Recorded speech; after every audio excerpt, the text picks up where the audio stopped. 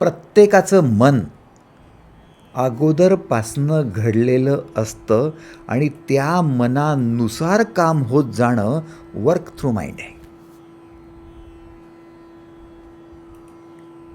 तुम्ही लहानचं मोठं होत आलात आणि तुम्ही काही काम केलं, डेफिनेटली वर्क थ्रू माइंड. तुम्ही मानव आहात म्हणून तुम्ही ते करू शकलात, कारण तुमचं मन तसं होतं. तुम्ही लिहायला शिकलात, तुम्ही बोलायला शिकलात, तुम्ही वाचन करायला शिकलात. का? कारण तुम्ही मानव होतात आणि मानवाचं मन तसं होतं म्हणून तुम्ही करू शकलात. पण तुम्ही चिमणीसारखं उडू शकलात का? नाही. ते चिमणी उडू शकली कारण चिमणीचं मन तसं होतं. पहिले तसं घडलेलं मन आहे म्हणून चिमणी त्या मनानुसार उडू शकते. Work through mind. थोडा विचार करा.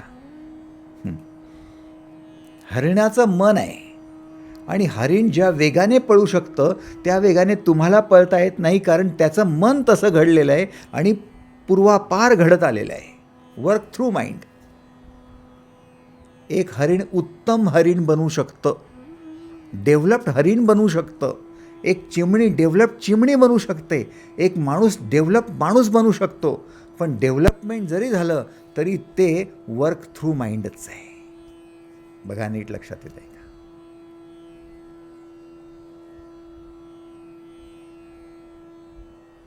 तुम्ही गायन करता, चिमणी गायन करू शकत नाही. तुम्ही वाचन करता, बकरी वाचन करू शकत नाही, कारण त्यांचं मन तसं घडलेलंच नाही आहे. तुमचं अगोदरपासून, तुमच्या पूर्वजांपासनं तशा प्रकारचं मन घडत आलं आहे आणि तुम्ही त्याच्यात एक पाऊल पुढे टाकलेलं आहे बस. किंवा त्याच पॅटर्नमध्ये तुम्ही चालत आलेले आहात, जास्त वेगळं केलेलं नाही आहे. तुम्ही जरी पैसा कमवला तरी खूप लोकांनी पैसा कमवला आहे म्हणून तुम्ही त्यानुसार पैसा कमवला आहे. बस तुम्ही त्या पॅटर्नमध्ये आहात, त्याच्या बाहेर नाही आहे.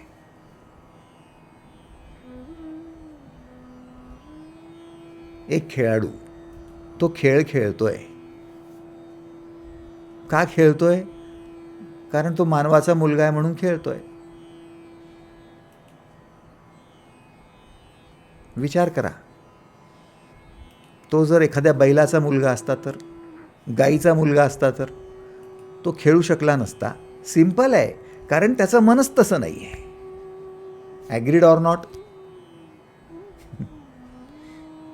म्हणजे आपण जो काही विकास करतो आहोत, आपल्याला जे वाटतंय की आपला विकास हा आपल्या कार्याचा विकास आहे, लक्षात घ्या. तो तुमच्या मनाचा विकास असो, कार्याचा विकास असो, तो तुमच्या मनाच्या थ्रू घडलेला विकास आहे.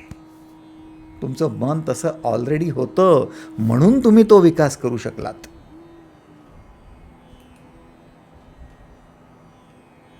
Work through mind.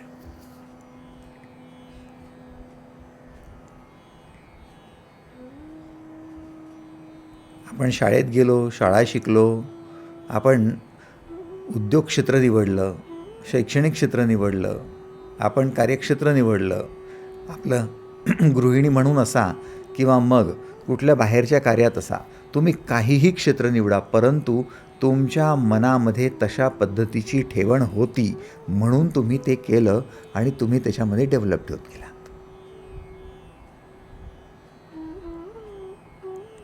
आता माझा प्रश्न हा आहे की तुम्ही जे काही डेव्हलप करत गेलात त्यातून तुम्हाला हवा तेवढा आनंद मिळाला का? हवा तेवढा शांती मिळाली का? ज्यावेळेस तुमचं शिक्षण सुरू होतं तेव्हा तुम्हाला हवी तेवढी शांती मिळत होती का? हवा तेवढा आनंद होता का? तुम्ही आज नोकरी करताय, कोणत्याही क्षेत्रात असा, तुम्ही अगोदर क्लर्क असाल, मग हेड क्लर्क झाला असाल, मग सुपरिटेंडेंट झाला असाल, मग एखादं तुम्ही त्याच्यापेक्षाही चांगलं एक्झिक्युटिव्ह पोस्ट मिळवली असेल, तुम्ही त्याच्यानंतर सगळ्यात चांगली व्यवस्थापकीय पोस्ट मिळवली असेल, व्हॉट एव्हर तुम्ही काहीही केलं असेल तरी तुम्हाला हवी तेवढी शांती आणि हवा तेवढा आनंद मिळाला असेल का? प्रश्नचिन्ह आहे.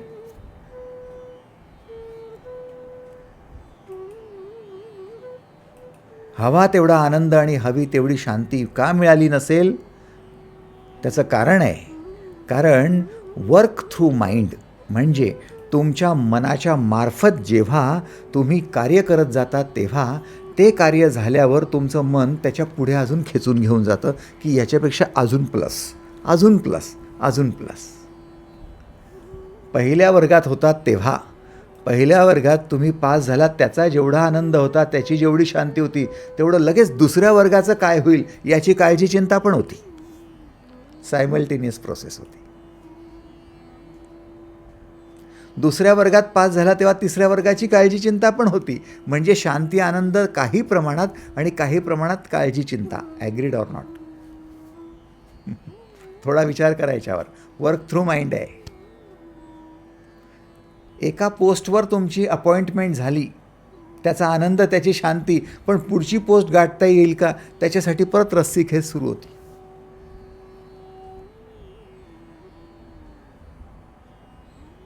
₹10 कमवले, त्याची शांती आनंद जेवढा होता, पण पुढच्या 5चं काय त्याच्यासाठी पुन्हा एक वाटचाल होतीच. आणि ही आयुष्यभर चालू राहणार. याचा अर्थ जेव्हा तुम्ही तुमच्या मनाचा विकास करत जाता, जेव्हा तुम्ही तुमच्या कामाचा विकास करत जाता, तेव्हा तुम्हाला सायमल्टेनियसली दोन्ही अंग मिळतात. एक तुमच्या शांतीचा आणि दुसरा तुमच्या काळजी चिंतेचा. एक तुमच्या आनंदाचा आणि दुसरा तुमच्या अनिश्चिततेचा. Work through mind.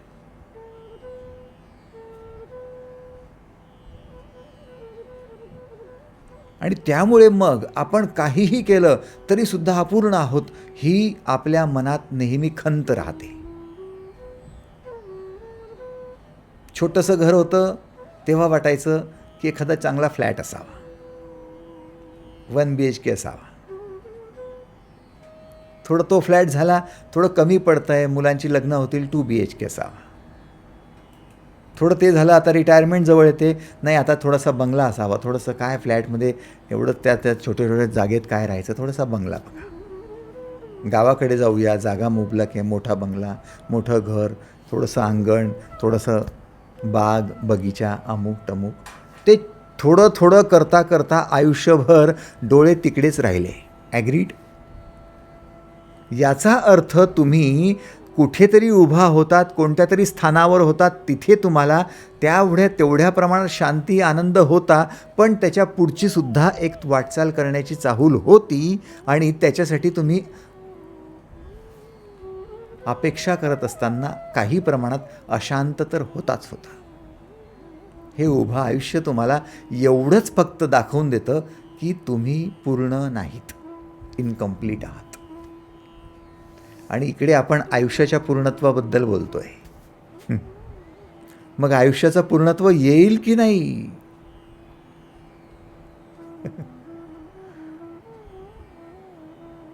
हा एक गोपनीय प्रश्न आहे मित्रांनो. येईल की नाही? पैशांच्या माध्यमातून पाहावं तर असं वाटत नाही की येईल. मुलाबाळांची कीर्ती, त्यांचं यश, त्यांचं मोठं होणं त्याच्याकडे पाहावं तर वाटत नाही. कारण मुलांचं शिक्षण होतं तेव्हाही वाटायचं की लग्न व्हावं, लग्न झालं असं वाटायचं त्यांचं मोठं घर व्हावं, घर झालं असं वाटायचं त्यांची मुलं चांगली व्हावीत. ते आयुष्यभरासाठी सुरूच आहे. मग पूर्णत्व कुठे आहे? नोकरी व्यवसायात दिसत नाही, करिअरमध्ये दिसत नाही, कुठे आहे? याचा अर्थ तुमचं मन ज्या पद्धतीने घडलेलं आहे त्या पद्धतीने घडलेल्या मनाच्या माध्यमातून जेवढी कार्य तुमच्या हातून घडतील तेवढ्या सगळ्यांनी तुम्ही शांत राहू शकत नाही, तेवढ्या सगळ्यांनी तुम्ही आनंदित पूर्ण होऊ शकत नाही. तुम्हाला वर्क ऑन माइंड या महत्त्वपूर्ण सूत्राला हात घालावा लागेल.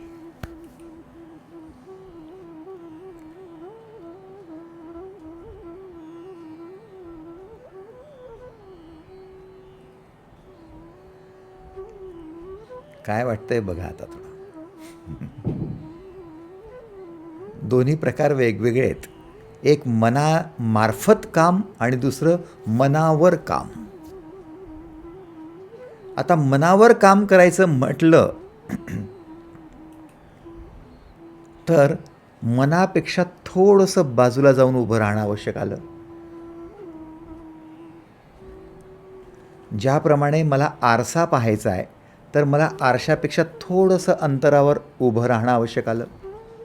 आरसा एकदम चिकटवून घेतला म्हणजे चेहरासुद्धा दिसत नाही आहे, पण विशिष्ट अंतरावर उभं राहिलो म्हणजे मग मला चेहरा दिसतोय. सिंपल आहे.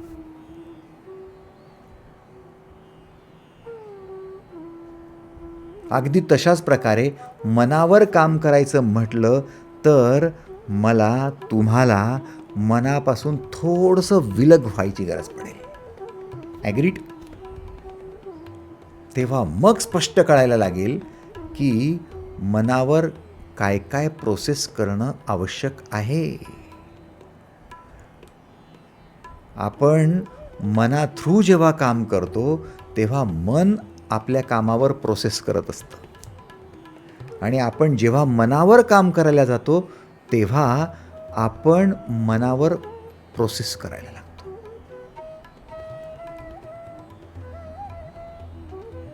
दोघांमध्ये थोडा फरक आहे. आणि ज्यावेळेस आपण मनावर प्रोसेस करायला लागतो तेव्हा एक क्रांती घडते. त्या क्रांतीचं नाव आहे मन-मनी अवस्था, मन अमन होण्याची अवस्था, समाधीची अवस्था, परमहंसाची अवस्था, विशिष्ट अवस्था, ही शेवटची अवस्था. तुम्ही मनावर काम करता, अन्यथा अगोदरच्या सगळ्या अवस्थांमध्ये मनामार्फत काम करत असता. मनामार्फत होणारी कामं आणि मनावर झालेलं काम यात काही फरक असेल की नाही? Yes or no? असलाच पाहिजे. आणि मित्रांनो, ज्याला ह्या दोन्ही गोष्टी जमतात तो मनामार्फत हवं ते कामही करून घेतो आणि मनावर काम करून मनोविजय मिळवून आपल्या जीवनाला पूर्णत्व देऊ शकतो. एवढं मात्र पक्क आहे. म्हणून complete life, complete man, completion of life, जीवनाचं पूर्णत्व कुठे दडलं आहे? मनाच्या त्या शेवटच्या अवस्थेत दडलं आहे. मन अमन करण्याच्या मन-मनी अवस्थेत दडलं आहे. म्हणून ते सगळ्यांना गाठलं जात नाही आणि साधल्या जात नाही.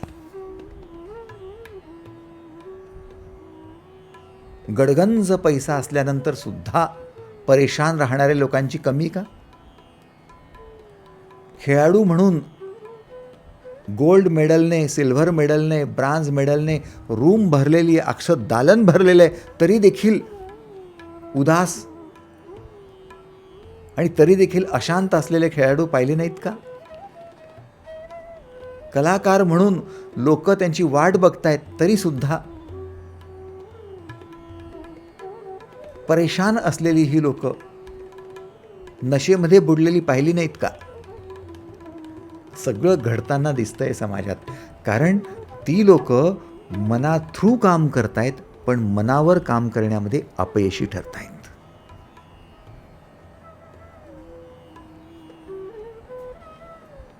प्रामाणिकपणाने सांगा, जेवढं तुम्हाला मनामार्फत आजपर्यंत काम करता आलंय त्याच्यात तुम्ही खरोखर पूर्णत्वाला पोचलो आहोत असं कधी अनुभवलंय का? कधीच नाही.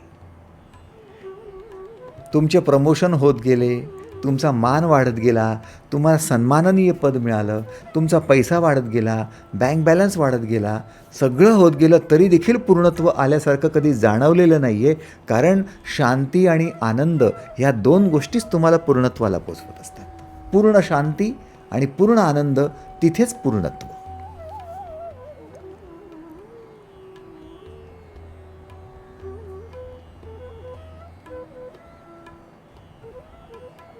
आणि मनामार्फत काम करत असताना पूर्ण शांती शक्य नाही हो. ती शक्य नाही. मनावर काम करताना मात्र ते शक्य आहे. आणि तिथून अध्यात्माचा उदय झाला. तिथून उदय झाला. म्हणजे अध्यात्म काही वाचन करण्यासाठी नाहीये, पठन करण्यासाठी नाहीये. मानवाचे पोरं आहेत म्हणून तुम्हाला वाचता येतं. ते वाचा किंवा दुसरी पुस्तकं वाचा. वाचलं तर काय मोठं केलं.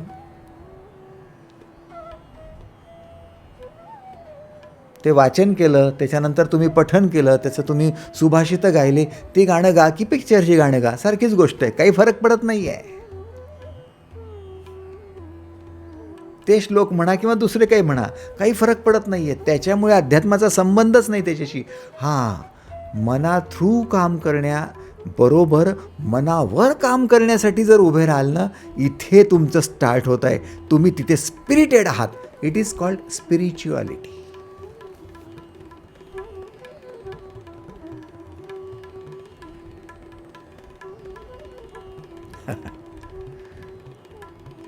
किती जण आपल्यापैकी मना थ्रू काम करता करता, मनामार्फत काम करता करता मनावर काम करायला तयार आहे, त्यांनी हात वर करावा. थँक्यू. धन्यवाद, धन्यवाद ताईसाहेब आणि भाऊसाहेब, खूप खूप धन्यवाद. कारण इथून आपल्या मनोवृत्तीचा खरा पडाव सुरू होतो. कारण आयुष्यभर मी असो तुम्ही असो, आपण एकाच नाण्याने पाहिलेले आहोत, एकाच बाजूने चाललो आहोत. नाण्याची एकच बाजू पाहिली, मना थ्रू काम किती करता येईल. आणि आपण त्याला विकास म्हटलं, आमच्या जीवनाचा विकास. हो, विकास झाला, पण ती शांती आणि तो आनंद पूर्णत्वापर्यंत नाही नेता आला. कितीतरी राजकारणी आहे, कितीतरी खेळाडू आहेत, कितीतरी कलाकार आहेत, कितीतरी अशा वेगवेगळ्या संशोधन क्षेत्रातले लोक आहेत, संशोधक आहेत, की ज्यांनी आयुष्यभर त्या मना थ्रू खूप काही केलं, खूप काही अचंबित करून ठेवणारी कामं केलीत. परंतु तरी ते शांत नाही, तरी ते आनंदित नाही, कारण त्यांनी मनावर काम केलं नाही.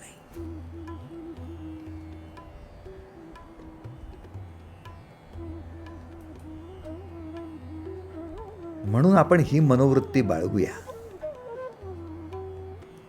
मनामार्फत काम आणि मनावर काम, या दोघांसाठी आपण विचार करूया आता. आणि मित्रांनो, हे विचार सातत्याने जर सुरू राहिले ना, की मनामार्फत काम करता करता मनावरही काम करेल, हा मंत्र जर तुमच्याजवळ असला ना, तर तुम्ही पूर्णत्वाला पोचाल.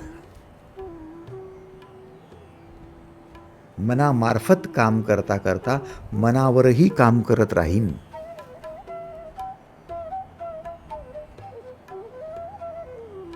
Work through mind and work on mind. हा छोटासा मंत्र आहे, परंतु हा तुम्हाला पूर्णत्वापर्यंत नेईल. या मनावर जर काम करायचं असेल तर 4 टप्प्यांमध्ये करता येतं.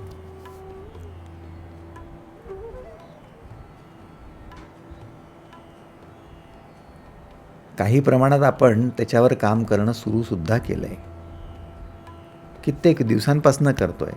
पहिलं आहे मनाचं अवलोकन करणं.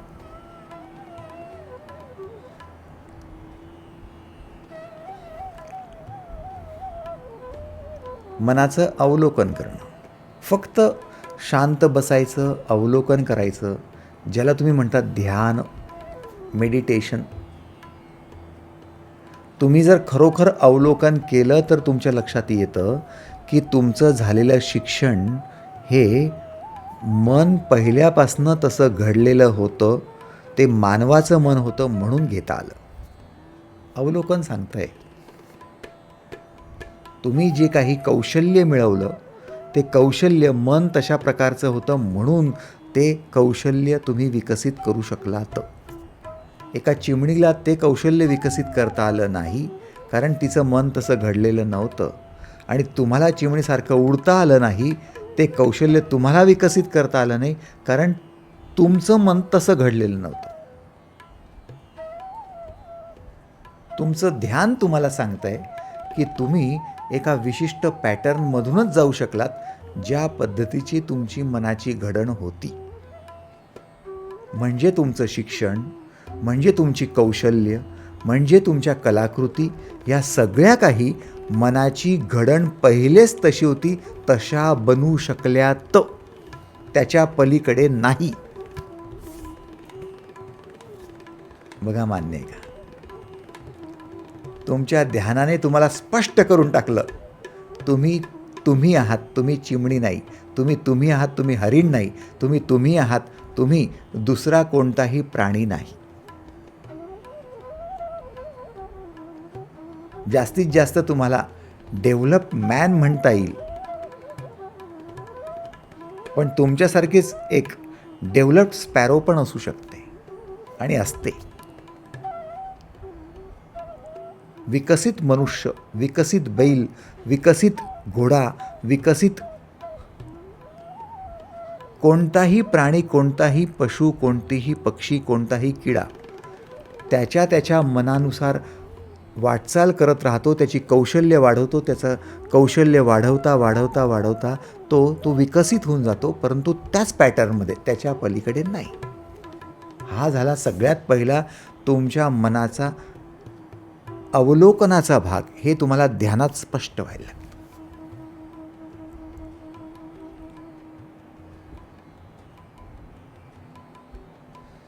त्यामुळे आयुष्यभर तुम्ही कितीही शिक्षण घेतलं तरी देखील तुम्ही पूर्ण समाधानी होऊ शकणार नाही. तुम्ही कितीही स्किल डेव्हलप केलं, कौशल्य विकसित केलं तरी देखील पूर्ण समाधान होऊ शकणार नाही.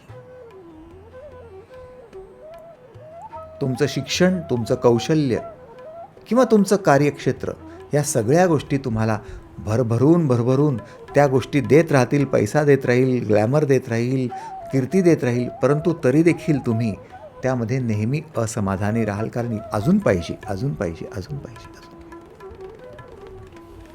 तुमचं ध्यान तुम्हाला हे सगळं शिकवत आहे. म्हणून सगळ्यात पहिले मनावर काम करताना तुम्हाला सगळ्यात पहिले मनाचं अवलोकन, पहिला भाग ध्यान. दिवसातनं थोडा वेळ काढा आणि तुम्ही ध्यान करा. आणि फक्त एवढं चेक करा की तुम्ही आतापर्यंत जेवढं काही करत आला आहात हे मनाच्या थ्रू करत आला आहात की मनावर कार्य करत आला आहात. तुमच्या लक्षात येईल मनाच्या थ्रू कार्य होत गेलं. सगळी कामं मनाच्या थ्रू झालीत. ॲग्रीड? हा झाला पहिला भाग. दुसरं आहे विश्लेषण. ध्यान करताना तुम्ही पुढे काही विश्लेषण करत जाल. मन काय? विश्लेषण काय आहे? विश्लेषण आहे मनोविज्ञान. मनाचं विज्ञान काय? मन शांत असतं, मन अशांत असतं, मन आनंदित असतं, प्रफुल्लित असतं, प्रसन्न असतं, उत्साही असतं किंवा मन उदास असतं, निराश असतं, हताश असतं, दुःखी असतं. हे सगळं मनोविज्ञान आहे.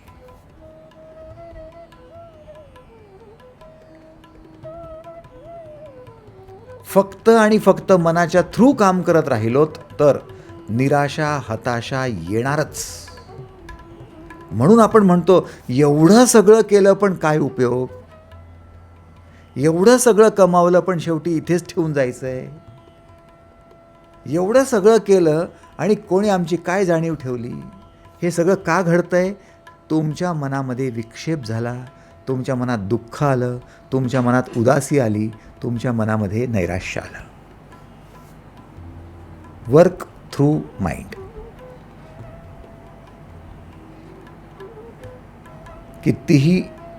कितीही काम करा, मनाच्या थ्रू करा, तुम्हाला शेवटी ह्या गोष्टी येणार.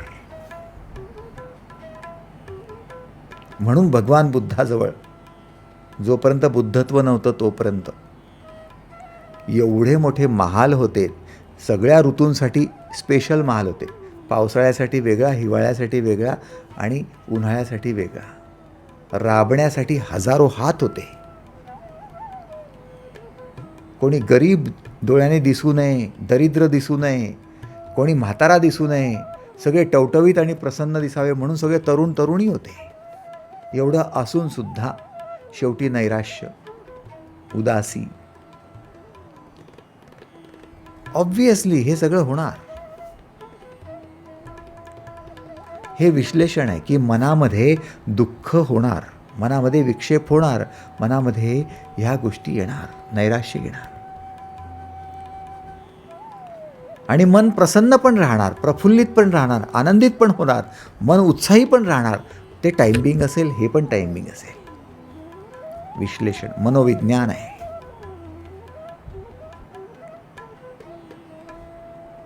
मग तिसरी महत्त्वाची गोष्ट काय? मनाचा अभ्यास. अभ्यास काय आहे?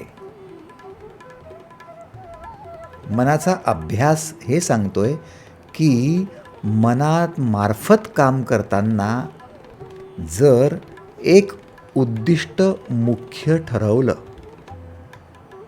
एक उद्दिष्ट मुख्य ठरवलं आणि त्या उद्दिष्टाला निमित्त बनवून बाकीच्या सगळ्या जबाबदाऱ्यांमध्ये संयम बाळगला तर परमनंट शांतीची अवस्था मिळवता येते.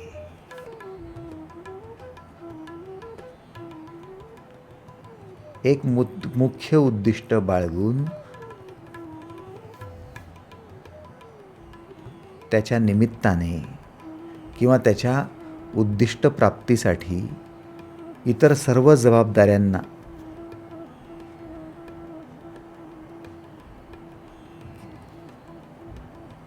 निर्वहन करताना संयम बाळगला तर परमनंट शांतीची अवस्था प्राप्त करता येते किंवा शांतीच्या चॅनलमधून तुम्हाला जाता येतं. अभ्यास बघा काय आहे. थोडं नीट घ्या, आता लक्षात घ्या. ही मनोवृत्ती काय आहे? समजा तुम्हाला एखादा खेळ खेळायचा आहे किंवा तुम्ही खेळाडू आहात. कल्पना करा, तुम्ही खेळाडू आहात आणि तुमचा खेळ आहे बॅडमिंटन किंवा तुमचा खेळ आहे फुटबॉल, कोणताही असो. जर बॅडमिंटन तुमचा खेळ आहे आणि तुम्हाला बॅडमिंटन हे मुख्य उद्दिष्ट आहे, तर त्या उद्दिष्टाला पोहोचण्यासाठी चॅनल कोणतं? चॅनल तुम्ही बनवलं मनःशांती, की मी माझ्या बॅडमिंटनचा खेळ चांगला खेळण्यासाठी दिवसभराच्या जेवढ्या जबाबदाऱ्या आहे त्या सगळ्या जबाबदाऱ्यांचं निर्वहन करेन, संयमाने करेन, कारण त्याचा परिणाम माझ्या बॅडमिंटनवर होणार आहे.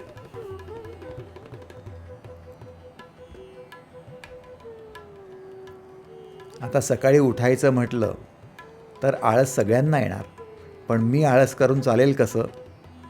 जर आळस केला आणि मी व्यायाम केला नाही तर त्याचा परिणाम माझ्या बॅडमिंटनवर होईल, म्हणून मी संयमाने माझा व्यायाम करेन.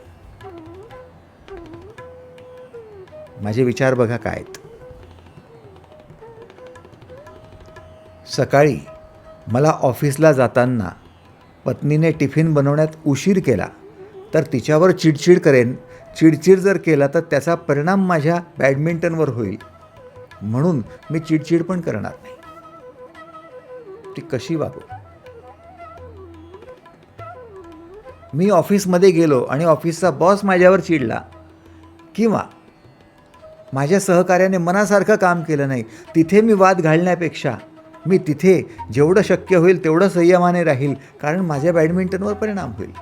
आता बॅडमिंटन हे फक्त निमित्त बनतं आहे, पण दिवसभरातली सगळी कामं काटेकोरपणे करणे, नियोजनबद्धपणे करणे किंवा मग माझ्या मनावर संयम ठेवणे, हे सगळं अनुषंगाने आलं. हे चॅनल झालं शांतीचं चॅनल. त्याला फक्त निमित्त बनवण्यात आलं. बॅडमिंटनमध्ये असलेलं माझं स्किल, माझं शिक्षण, माझं त्याच्यामधून होणाऱ्या स्पर्धा, माझं त्यातून होणारं अचिव्हमेंट, हे वर्क थ्रू माइंड झालं. परंतु त्या बॅडमिंटनच्या निमित्ताने मी दिवसभर जो संयम बाळगतो आहे ते वर्क ऑन माइंड झालं.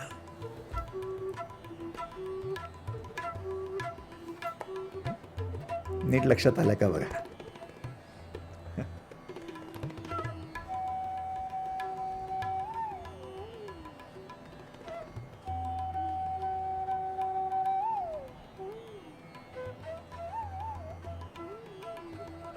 दुसऱ्या अंगाने बघा. चला, डॉक्टर हितेंद्र पाटील सर एका संस्थेचे प्राचार्य आहेत.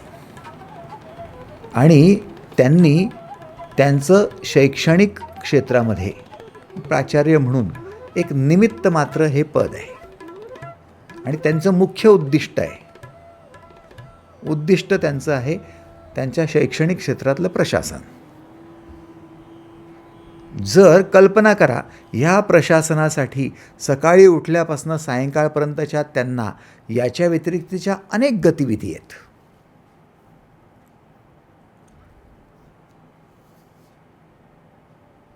त्या शैक्षणिक प्रशासनामध्ये त्याचा नोट्स काढणं, त्याचा अभ्यास करणं, त्याची वारंवार त्याच्यामधनं अजून काही अपडेट करणं, हे सगळं त्यांच्या मनामार्फत होणारं काम आहे. Work through mind. एवढंच नाही तर त्यांनी त्यामध्ये काही स्किल डेव्हलप करणं, त्याच्यामध्ये जास्त प्रगती करणं, त्या संस्थेचा अजून जास्त भरभराट करणं, विद्यार्थ्यांना चांगले गुणवत्ता मिळवून देणं किंवा त्यांना चांगलं प्लेसमेंट करून देणं किंवा मग त्या संस्थेचा उदय होणं, त्या संस्थेला खूप जास्त ॲडमिशन्स होणं, हे सगळं करून दिलं तरी ते वर्क थ्रू माइंड आहे. कारण त्यांची घडण मनाची असल्यामुळे ते हे सगळं करू शकतात. परंतु हे सगळं करण्यात तरीसुद्धा ते अशांत राहतील, तरीसुद्धा, कारण त्यांना समाधान होणार नाही. परंतु हे वर्क निमित्त मात्र ठरवून जर दिवसभराची सगळी कार्य, सकाळी उठल्यापासून, सकाळी किती वाजता उठायचं आहे, उठल्यावर व्यायाम करायचा आहे, व्यायाम झाल्यावर सेशन करायचं आहे, सेशन केल्यावर अजून काही त्याचे नोट्स घ्यायचे आहेत, त्याच्यानंतर लोकांना कॉन्टॅक्ट करायचे, व्हॉटेवर सकाळपासून सायंकाळपर्यंतचे जेवढेही त्यांचे कोणतेही कार्य असतील, त्या कार्यामध्ये माझ्या मुख्य कार्यावर परिणाम होऊ नये म्हणून संयम बाळगण्याचं जर यांनी ठरवलं तर ते मनावर कार्य ॲटोमॅटिकली होत जाईल आणि मन शांत राहील, मन संयमित राहील, मन नेहमीसाठी ह्यांच्या नियंत्रणात राहील. खरं पाहता त्यांचं मनाथ्रू होणारं वर्क हे छोटं असो किंवा मोठं असो, परंतु मनावर झालेलं नियंत्रण मात्र इतकं मोठं असेल की त्या नियंत्रणाच्या बळावर ते पूर्णत्वाचा अनुभव घ्यायला लागतील. मान्य आहे का बघा? आणि जी लोक मनावर नियंत्रण मिळवत नाही, मनावर कार्य करत नाही, ती लोक त्यांचं काम करतात परंतु अशांत असतात, अस्थिर असतात. त्यांना वर्कोहोलिक म्हणतात.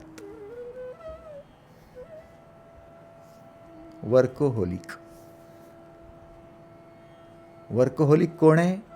जे मनाथ्रू काम करतायत. आणि शांत कोण आहेत, आनंदित कोण आहेत? जे मनावर काम करतायत. मान्य आहे का बघा? आता आपण स्वतःला चेक करा, आपण वर्कोहोलिक आहोत की आपण आनंदित व्यक्ती आहोत? हॅपी पर्सन, आनंदित व्यक्ती, वर्कोहोलिक पर्सन, दोघांमध्ये फरक आहे. वर्कोहोलिक कोण?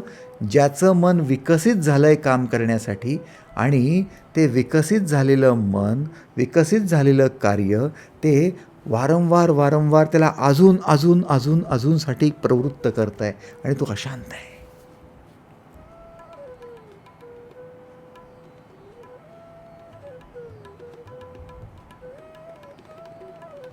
सकाळपासून सायंकाळपर्यंत तुमच्या जबाबदाऱ्यांचं नियोजन होणं आणि त्यात संयम बाळगणं मुख्य उद्दिष्टाच्या निमित्ताने हा तुमचा मनाचा अभ्यास आहे. काय वाटतं सांगा?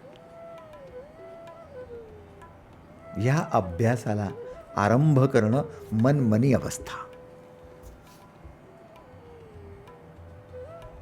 ॲग्रीड? आणि चौथी महत्त्वाची अवस्था, तुमच्या मनाचा सराव, प्रॅक्टिस.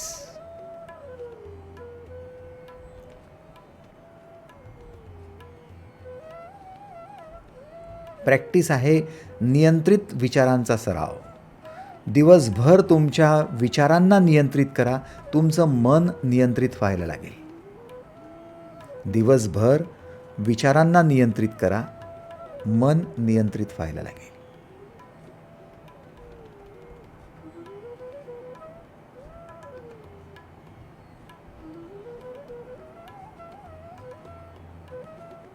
तुम्ही एक उद्दिष्ट निश्चित करून टाका सर. ताईसाहेब, एक उद्दिष्ट निश्चित करा. ते तुमचं मुख्य उद्दिष्ट असेल दिवसभराचं. आणि त्या उद्दिष्टाच्या निमित्ताने एक चॅनल बनवून टाका की ह्या उद्दिष्टामध्ये बाधा येऊ नये म्हणून मी दिवसभराच्या सगळ्या गोष्टींमध्ये संयम बाळगेन. आपण तसं उद्दिष्ट निश्चित न केल्यामुळे त्या कामाच्या वेळेस ते पाहून घेऊ, सध्या तर बायकोशी निपटू दे जरा, सध्या नवऱ्याला जरा बोलू दे. पण तुमच्या सध्याच्या वादाचा, तुमच्या बोलण्याचा परिणाम तुमच्या त्या कामावर होणार आहे हे विसरू नका. त्याला फक्त निमित्त बनवा. तुम्हाला ते कामसुद्धा फार गरजेचं आहे, फार मुख्य आहे, फार महत्त्वाचं आहे असं नाही. पण तुम्हाला ह्या जर चॅनलमधून जायचं असेल, शांतीच्या चॅनलमधून, आनंदाच्या चॅनलमधून, आणि त्याचं पूर्णत्व मिळवायचं असेल तर तुम्ही एका उद्दिष्टाला मुख्य उद्दिष्ट बनवूनच टाका. तयार आहात का बघा? एक उद्दिष्ट मुख्य उद्दिष्ट. मग गृहिणी असाल तर एक मुख्य उद्दिष्ट, पॅरेंटिंग करत असाल तर एक मुख्य उद्दिष्ट.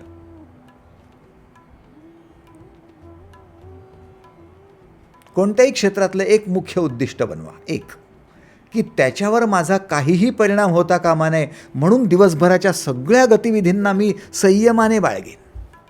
झोपसुद्धा संयमाने घेईल, व्यायामसुद्धा संयमाने करेल. जर व्यायामच तुम्ही मुख्य उद्दिष्ट घेतलं असेल तर व्यायामावर परिणाम होणे म्हणून बाकी सगळ्या गोष्टींना तुम्ही संयम बाळगा. मनावर नियंत्रण मिळवण्याचा हा सगळ्यात सोपा उपाय आहे. मनावर काम दिवसभर करा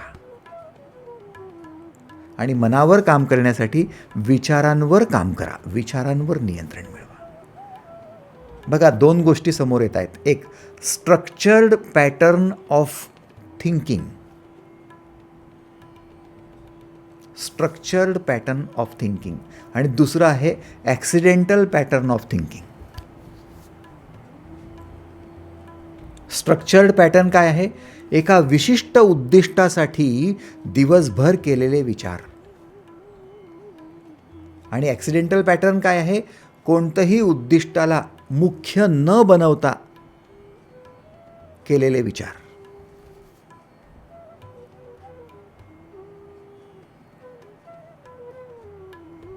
समजा तुम्ही तुमच्या कार्यालयाला मुख्य उद्दिष्ट बनवलं तर कार्यालयातल्या कामामध्ये व्यत्यय येऊ नये आणि घरी बायकोबरोबर झालेलं भांडण तिथे विनाकारण आठवून माझं काम बिघडू नये म्हणून तुम्ही त्या दृष्टीने घरी बायकोबरोबर भांडण किंवा वाद करायचं टाळता. स्ट्रक्चर्ड पॅटर्न आहे. पण जर तुम्ही घरी भांडण करून ऑफिसला गेलात आणि त्याचा परिणाम म्हणून तिथे तुम्हाला त्या सगळ्या गोष्टी आठवत राहिल्यात, ते भांडणं आठवत राहिलेत आणि ते काम झालं नाही, तर तुम्ही ते काम तर करू शकत नाही, तिथेही अशांत राहता आणि बायकोला दोष देता आणि घरी आल्यानंतर तुझ्यामुळे काम झालं नाही आणि तुझ्यामुळे माझं बिघडलं म्हणून परत भांडता आणि हे दुष्टचक्र चालूच राहतं आणि तुम्ही परेशान राहता. आयुष्यात तुम्ही कंप्लीट होऊ शकत नाही. ते ॲक्सिडेंटल पॅटर्न आहे. अपघात तुम्ही घडवून आणता वारंवार वारंवार वारंवार. स्ट्रक्चर्ड पॅटर्न, एक विशिष्ट स्ट्रक्चर त्यासाठी बनतं आणि त्यासाठीच उपयोगात आणलं जातं. तुम्ही ज्या घरात राहताय ते रेसिडेन्शियल बिल्डिंग तसं स्ट्रक्चर डेव्हलप झालेलं आहे. तिथे तुम्ही जर म्हणाल की इंडस्ट्रीयल बिल्डिंग टाकतो तर तसं चालणार नाही. तुमच्या पहिल्या मजल्यावर, दुसऱ्या मजल्यावर तिथे जर मोठे मोठे अवजड सामानं, अवजार आणून टाकले ना, तुमचं स्लॅब पडून यायचं खाली, तुमचे कॉलम्स तुटून जायचेत. कारण ते स्ट्रक्चर तसं नाही आहे. याचा अर्थ अवजड सामान काय दुसऱ्या चौथ्या मजल्यावर ठेवता येणार नाही का? ठेवता येईल, पण तसं स्ट्रक्चर पाहिजे. त्यासाठी तसं डिझाईन पाहिजे. पहिल्यापासून बनवलेलं स्ट्रक्चर हे आमचं फॅक्टरी बिल्डिंगसाठी, हे आमचं कमर्शियल बिल्डिंगसाठी, इथे 500 लोक एका वेळेस बाल्कनीत उभे राहू शकतात तसं बनवलेलं आहे. पण तुमच्या घराच्या बाल्कनीत 500 लोकांना उभं करून दाखवा, ती तुटून जायची. कारण ती त्याच्यासाठी बनवलीच नाही आहे. स्ट्रक्चर तसं बनवा. तसं तुमच्या विचारांचं स्ट्रक्चर बनवा. मुख्य एक उद्दिष्ट, जसं तुमच्या घराचं उद्दिष्ट आहे रेसिडेन्शियल की कमर्शियल की इंडस्ट्रीयल, तसं तुमच्या एक उद्दिष्टाचं स्ट्रक्चर बनवा की ह्या उद्दिष्टासाठी दिवसभराच्या सगळ्या कामांमध्ये संयम. तयार आहात का बघा? निमित्त आहे. मग तुम्हाला ते काम तुमच्या मनाच्या उन्नत अवस्थेतून होणार आहे, तेव्हाही जेवढा मिळेल तेवढा आनंद, तेव्हा तेवढं तुम्हाला शांती, आणि इतर वेळेस त्या कामाला समोर ठेवून त्याच्या निमित्ताने बाकीच्यांमध्ये संयम, तेव्हा पण शांती आणि तेव्हा पण आनंद. आता झाला तुमचा पूर्ण आनंद.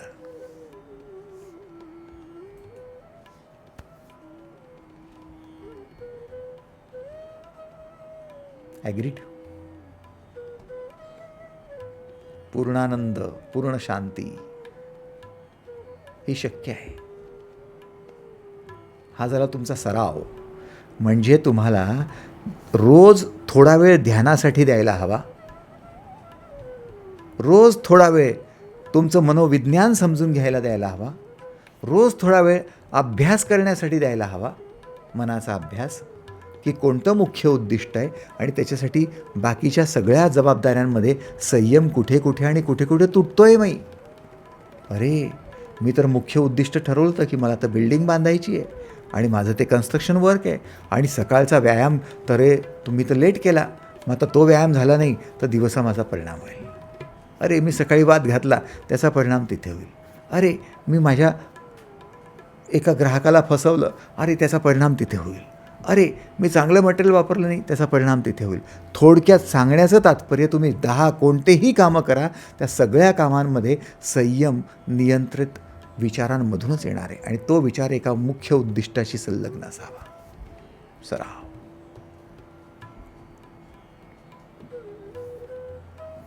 Structured pattern of thinking. जर तुम्ही या माध्यमाने गेलात तर मित्रांनो, ही मनमनी अवस्था, मनाला अमन करणारी अवस्था, मनाला जास्त इकडे तिकडे गडबड करू न देणारी, गोंधळात न टाकणारी अवस्था तुम्हाला फॉर एव्हर शांती देते, फॉर एव्हर आनंद देते. कंप्लीट तुम्हाला आनंद, कंप्लीट शांती, आणि तुम्हाला completion life completion of life. बघा, विचार करा. तुम्ही फोकस पण राहू शकाल आणि सर्व काही करू शकाल जर पूर्ण शांती आणि पूर्ण आनंद असेल तर. तुम्ही पाहिलं का, तुम्ही चांगल्या हुद्द्यावर असता आणि तुमच्या ऑफिसमध्ये एखादा क्लर्क असतो, तो कमी पैसे असतात त्याच्याजवळ, पण त्या कमी पैशामध्ये त्याचं घर पण शांततेने चालतं, त्याच्या मुलीचं लग्न पण चांगलं होतं, तो टूरवर जाऊन फिरून पण येतो, तो 4 नातेवाईकांना गिफ्ट पण देऊन येतो, तो व्यायाम पण करतो, सगळं करतो. तुम्ही म्हणतात त्याच्यापेक्षा माझ्याकडे जास्त पैसा आहे, मी मोठ्या हुद्द्यावर आहे, आणि तरी मला व्यायामालाही वेळ भेटत नाही, कोणाकडे जायला पण वेळ भेटत नाही, मी टूर पण गेलो नाही, आणि माझा काही फायदा नाही आहे, आणि तुम्ही नेहमी उदास असता. त्या व्यक्तीला सगळं काही करता आलं, तुम्हाला करता आलं नाही, कारण त्याचं स्ट्रक्चर्ड पॅटर्न होतं विचार करण्याचं, तुमचं ॲक्सिडेंटल पॅटर्न होतं. तुम्ही असंयमित ठरलात, तुम्ही फक्त एकाच गोष्टीमागे धावलात, बाकीच्या गोष्टींना तुम्ही महत्त्वच दिलं नाही. पण एका गोष्टीला उद्दिष्ट बनवून त्या निमित्ताने बाकी सगळ्या गोष्टींमध्ये संयम बाळगणं, स्ट्रक्चर्ड पॅटर्न ऑफ थिंकिंग.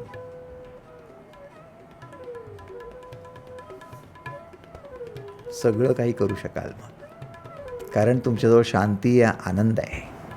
बघा, मान्य असेल तर तुम्ही टेन्शन फ्री राहाल. अन्यथा जर हे नसेल ना, आणि वर्क थ्रू माइंड एवढंच कराल ना, तर मग अजून पाहिजे, अजून पाहिजे, अजून पाहिजे. त्या अजून पाहिजेमध्ये उभं आयुष्य तुमचं टेन्शनच टेन्शन, ते मिळत नाही, ते मिळत नाही.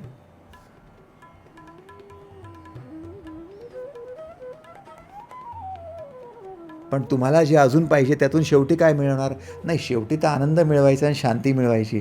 मग दिवसभर बाबा अशीच शांती आणि आनंद घे ना, अजून काय वेगळं मिळवतो हे. या पॅटर्नने जा, तुला दिवसभर असंच तुझ्या संयमातून शांती आणि आनंद मिळणार आहे. वेगळं काही करण्याची गरज पडत नाही, ॲटोमॅटिकली व्हायला लागेल. बघा, म्हणून तुम्ही तुमच्या मना थ्रू कार्य करताना मनावर कार्य करायला इम्पॉर्टन्स द्या, आणि हा मंत्र घेऊन टाका, मनामार्फत आणि मनावर कार्य करणार.